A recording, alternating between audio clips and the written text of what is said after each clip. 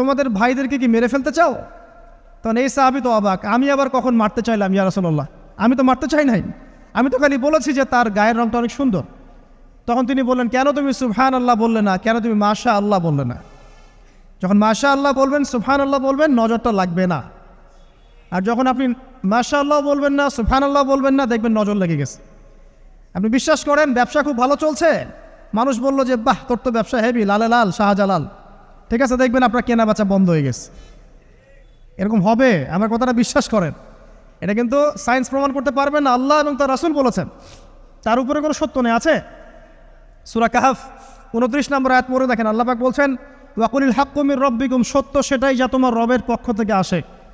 ফামান শাআ ফালইউমিন, যার ইচ্ছা হয় বিশ্বাস করুক, ওয়ামান শাআ ফালইয়াকফুর, যার ইচ্ছা হয় সে অস্বীকার করুক। এই কারণে আমরা বলি ফেসবুকে এত বেশি ছবি দেওয়া, এই আই ওয়াশ করা, এই যে শোডাউন করা,